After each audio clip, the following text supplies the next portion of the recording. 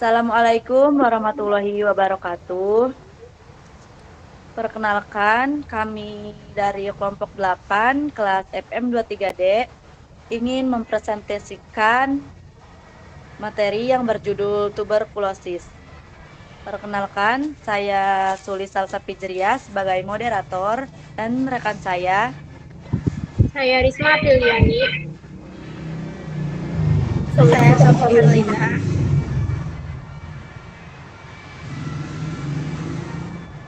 Baik, selanjutnya bagian pendahuluan akan dibacakan oleh Risma Apriliani. Merupakan suatu penyakit infeksi kronis atau menahun dan menular langsung yang disebabkan oleh bakteri Mycobacterium tuberculosis. Biasanya penyakit ini menyerang paru-paru tanpa memandang usia dan jenis kelamin. Menurut Purnamasari 2013. Bakteri Mycobacterium tuberculosis masuk melalui saluran pernapasan dan melalui inhalasi droplet yang berasal dari si penderita. Oleh sebab itu, infeksi TBC dapat menginfeksi hampir seluruh organ tubuh seperti paru-paru, saluran pencernaan, otak, ginjal, dan kelenjar getah bening. Namun, organ tubuh yang paling sering terkena yaitu paru-paru, menurut Puspasari 2019. Selanjutnya, apa itu tuberkulosis? Tuberkulosis atau TB adalah penyakit infeksi yang disebabkan oleh bakteri Mycobacterium tuberculosis. TB umumnya menyerang paru-paru tetapi dapat menyerang bagian tubuh lainnya seperti ginjal, tulang, dan otak. Ya, cara penyebaran dan faktor risiko cara penyebaran. TB sangat menular dan menyebar melalui udara yang terinfeksi. Terjadi ketika orang yang terinfeksi batuk, bersin, atau berbicara, melepaskan bakteri ke udara. Faktor risiko TB yang pertama, penyakit penyerta seperti HIV atau AIDS. Yang kedua, kondisi hidup yang padat dan tidak sehat. Dan yang ketiga, kurang gizi atau imunitas tubuh lemah. Dan yang keempat, kontak dekat dengan penderita TB aktif. Selanjutnya, pencegahan tuberkulosis. Angka pencegahan vaksinasi BCG. Vaksin ini dapat memberikan perlindungan terhadap beberapa jenis TB, terutama pada anak-anak. Yang kedua, penggunaan masker mengurangi risiko penularan bagi orang yang terinfeksi TB aktif. Yang ketiga, menghindari kontak dengan penderita TB aktif. Jika kamu tahu seseorang yang terinfeksi TB, pastikan mereka mendapatkan perawatan medis yang tepat. Yang ketiga, hidup sehat dan bergizi. Memperkuat sistem imun melalui pola makan yang baik dan olahraga. Selanjutnya yaitu patofisiologi dan etiologi penularan. Mycobacterium tuberculosis menyebar melalui udara akibat batuk atau aktivitas lain yang menghasilkan aerosol.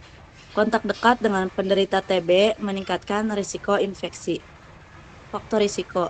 HIV dapat meningkatkan risiko berkembangnya TB aktif, terutama pada individu berusia 25-44 tahun. Penderita HIV memiliki risiko 100 kali lebih besar terkena TB aktif. Kemudian ada gejala klinis tuberkulosis. Yang pertama ada gejala umum. Gejala umumnya itu batuk berkepanjangan, penurunan berat badan, kelelahan, demam, dan keringat malam. Ada juga hemoptisis atau batuk berdarah pada tahap lanjut. Kemudian pemeriksaan fisik. Pasien cenderung tampak kurus dengan bukti penurunan berat badan. Perkusi dada redup, rales, dan peningkatan fremitus vokal dapat ditemukan. Gejala tuberkulosis. Gejala utama pada TB itu batuk berkepanjangan lebih dari 2 minggu, demam dan berkeringat pada malam hari, penurunan berat badan yang tidak dapat dijelaskan, lelah, kurang energi, serta nyeri dada terutama saat batuk. Kemudian ada pemeriksaan laboratorium dan diagnostik. Pada pemeriksaan laboratorium, jumlah sel darah putih atau bisa disebut WBC biasanya meningkat dengan dominasi limfosit. Kemudian trombosit tinggi dan anemia ringan sering terjadi. Yang kedua itu tes diagnostik. Ada dahak, pemeriksaan apusan dahak untuk mendeteksi mycobakteri. Kemudian pada bronkoskopi Dipilih jika hasil dahak tidak meyakinkan.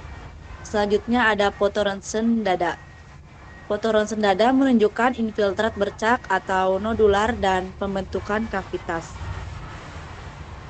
Kemudian diagnosis TB ekstraparu. Gejala ekstraparu itu tuberkulosis ekstraparu memengaruhi organ lain, menyebabkan penurunan fungsi organ dan gejala sistemik. Gejala berbeda tergantung organ yang terlibat, misalnya meningitis atau infeksi paru atas. Selanjutnya kita akan membahas tentang obat antituberkulosis atau yang disebut dengan WAC. Obat tuberkulosis untuk lini yang pertama terdiri dari isoniazid, DPNH.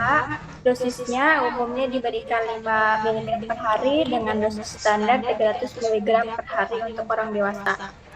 Dosis hingga 10 mg per hari untuk infeksi serius atau masalah malabsorpsi, dosis 900 mg 2 kali seminggu jika dosis dikombinasikan dengan rifampicin 600 mg.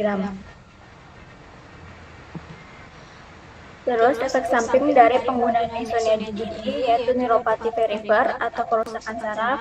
Untuk mencegah ini diberikan pyridoxine dengan dosis 25 sampai 500 mg per hari. Penggunaan isoniazid digunakan untuk utamanya adalah untuk TB aktif dan laten, pengobatan tuberkulosis. Laten menggunakan dosis 300 mg per hari atau 900 mg 2 kali seminggu dalam 9 bulan. Terus obat yang kedua yaitu ada rifampicin. Dosisnya yang dianjurkan yaitu 600 mg per hari bersama dikombinasikan dengan isoniazid atau obat lain untuk mencegah resistensi. Untuk infeksi Mycobacterium apical atau kusta diberikan 600 mg 2 kali seminggu dalam 6 bulan. Terus alternatif untuk TB laten pada lansia yang tidak dapat mengonsumsi isoniazid dapat digunakan rifampicin dengan dosis 600 mg per hari selama 4 bulan.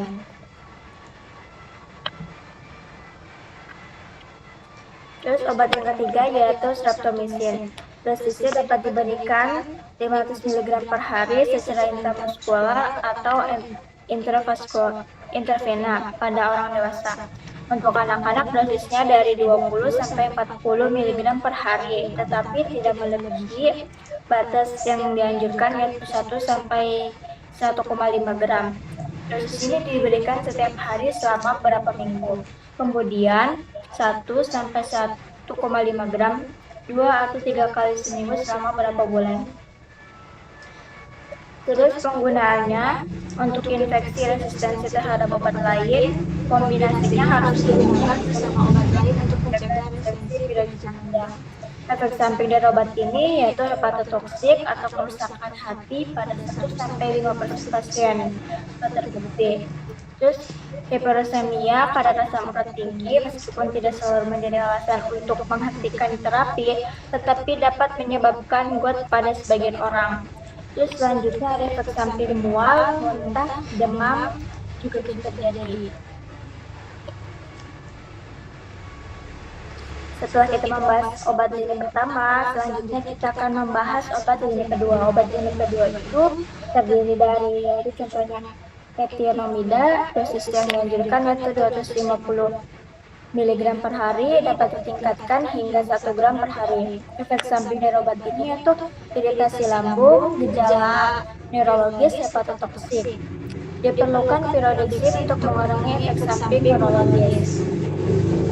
Terus obat yang kedua yaitu capromycin. Dosisnya yaitu 15 mg per hari. Efek samping dari obat ini dapat menyebabkan nefrotoksik, otoksik, retinitis, gangguan pendengaran, nyeri lokal, abses steril. Obat yang ketiga yaitu sikloserin. Dosisnya yang dianjurkan dari rentang 0,5 sampai 1 gram per hari dalam dosis tadi. Efek samping dari obat ini yaitu neuropati perifer, disfungsi sistem saraf pusat, depresi, psikotik. Terus ada yang keempat, obatnya yaitu asam amino salisilat. Dosisnya dianjurkan dari 8 gram sampai 200 gram per hari. Efek samping dari obat ini yaitu gastrointestinal, mual, muntah, toleransi peptikum, dan pegangan tahan. Terus obat yang kelima yaitu dosisnya dapat diberikan 600 mg per hari. Efek samping dari obat ini yaitu sepresi sensorik tulang, merapati, perifer, dan optik. Obat pilihan terakhir untuk strain resisten terhadap banyak obat. Terus obat yang keenam yaitu fluconazolid. Nah, ada 3 obat yaitu ciprofloxacin, levofloxacin, dan moflufloxacin.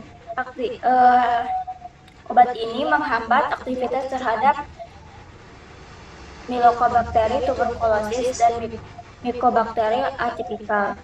Dosis untuk ciprofloxacin yaitu 760 mg 2 kali sehari. Levofloxacin dosisnya 500 sampai 750 mg per hari. Terus ada moflufloxacin dosisnya 400 mg per hari. Catatan, obat ini harus digunakan dalam kombinasi untuk menghindari resistensi. Selanjutnya kita akan membahas tentang regimen terapi dari obat tuberkulosis ini, yaitu yang pertama isoniazid. Isoniazid 300 mg per hari selama 6 bulan, pilihan utama untuk TB laten di Asia. Terus ada rifampicin dengan dosis 600 mg per hari selama 4 bulan. Digunakan jika ada dugaan resistensi isoniazid atau jika pasien tidak toleran terhadap isoniazid. Terus obat yang pilihannya ketiga, regimen yang ketiga yaitu rifampicin 300 mg per hari. Alternatif bagi pasien berisiko tinggi interaksi obat. Regimen kombinasi isoniazid dan rifampicin 12 minggu alternatif untuk pasien berisiko tinggi 17 tahun ke atas yang terpapar TB menular atau memiliki riwayat infeksi TB paru yang telah sembuh.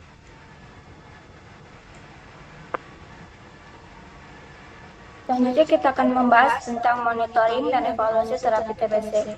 Pentingnya kepatuhan. Ketidakpatuhan terhadap terapi adalah masalah serius. Pengawasan langsung atau direktif obses terapi sangat dianjurkan. Pemantauan dahak pasien dengan apusan AFB positif harus dilakukan pemantauan dahak setiap 1-2 minggu hingga negatif. Setelah fase pemeliharaan, kultur dahak setiap bulan hingga negatif biasanya 2-3 bulan. Terus pemeriksaan laboratorium. Pemeriksaan nitrogen urea darah, keratin serum, AST atau ALT, dan hitung darah lengkap pada awal terapi dan secara berkala. Terus selanjutnya ada hepatotoksik. Jika transminase lebih besar dari 5 kali batas normal atau bilirubin lebih besar dari 3 mg per del, hentikan pengobatan dan pertimbangan alternatif terapi.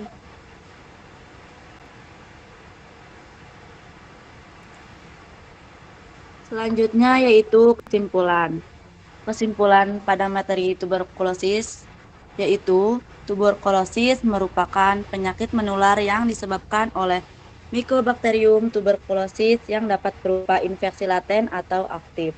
Penyakit ini menular melalui aerosol dari batuk dengan risiko tinggi pada individu yang dekat dengan pasien TBC dan mereka yang terinfeksi HIV.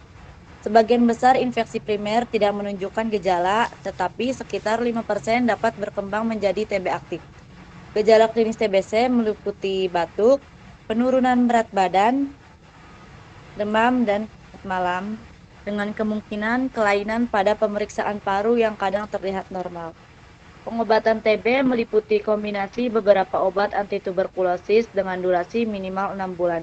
Dan terapi pengawasan langsung DOT dianjurkan untuk memastikan kesejahteraan pasien.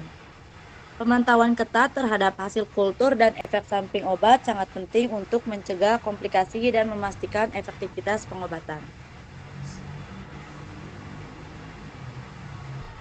Sekian presentasi dari kami, kurang lebihnya minta maaf.